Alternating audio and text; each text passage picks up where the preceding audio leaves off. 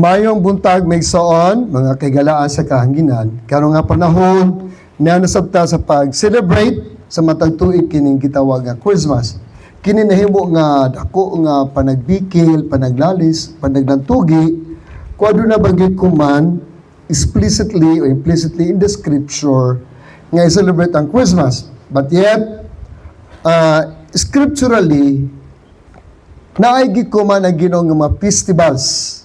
In the scripture, there are 4 festivals that commanded in the time of Moses.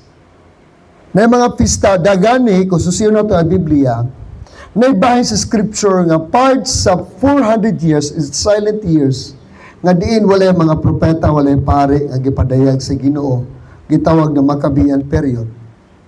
Mo din na hisgutan sa Deuteronomy Canonico nga daing include sa Bible sa mga Romano Katoliko ka na record ng 400 years. Adun na sila celebration diha nga ang Ginoo Kristo nakig-celebrate. Ang Ginoo Kristo wala ni i-rebuke, wala ni i-correct, wala na gingoosbane.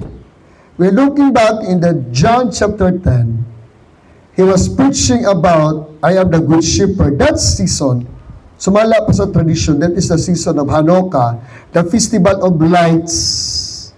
Nga din ang mga Hudyo nag-celebrate for almost 200 years. Nga within 400 years, ang templo sa Jerusalem, wala ablihi, wala panagsimba, wala paghalad, di alaman sa pagkigbatog ni Maccabeos, nga ilang gipakiglimasugan, nga maabli pagbalik ang panagsimba sa templo. O diini magsuon, that time, they practice the Hanukkah, nga the Festival of Lights.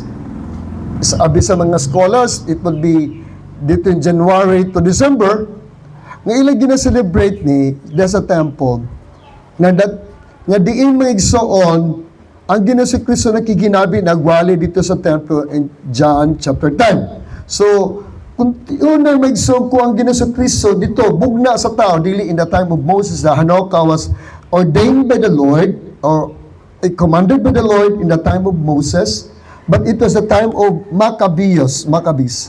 They celebrate the Festival of Lights, and the Lord Jesus Christ never rebuked, never say it's traditional, never say it was sin, and rather it was a man-made tradition, but the Lord was celebrating with the people of Jewish people in the temple.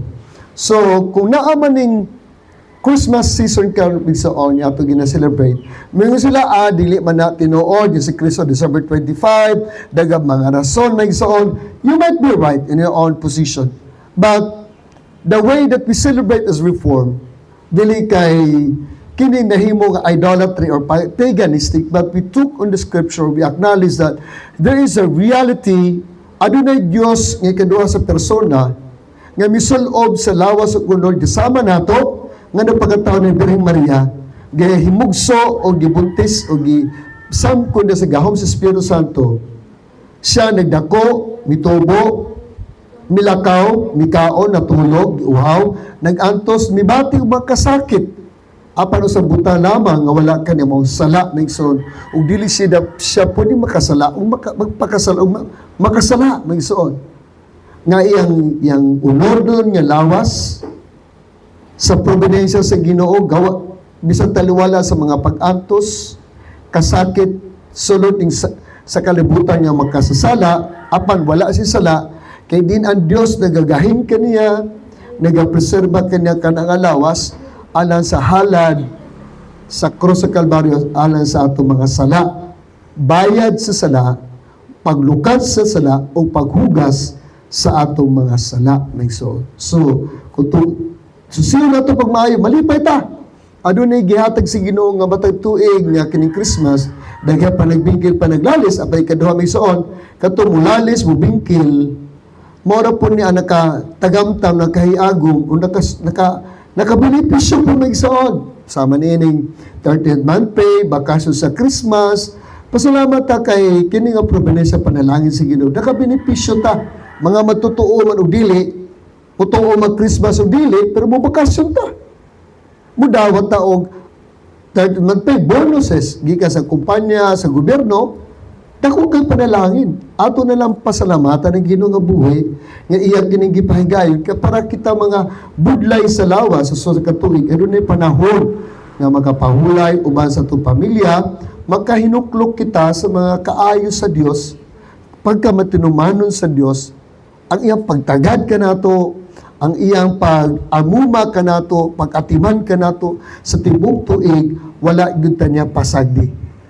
Mao gani na nga nami kayo taning panahon sa Christmas, basta ko atong panahon sa atong panimalay, atong pamilya, atong mga paryente, labaw-labaw na diha gyud sa Ginoo nga makapangalagad ta, magsusi ta, maghinuklok ta, kung sa gyud ang lintunganay ug likod ini nga tradisyon unsa ka matuuran nga diin unta sa grasya o kaluoy sa Ginoo maablihan ngadto sa labutan o kasing-kasing diya sa ato mga kalag nga masakiton tungod sa sala nga walay lain nga magtatambal niini kundi ang pulong sa Ginoo Kristo.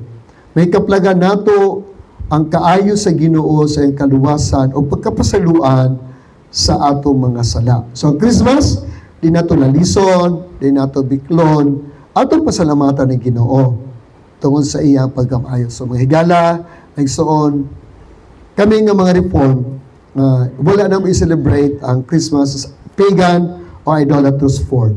We celebrate according to the incarnate word, the sola scriptura. God bless you and Merry Christmas.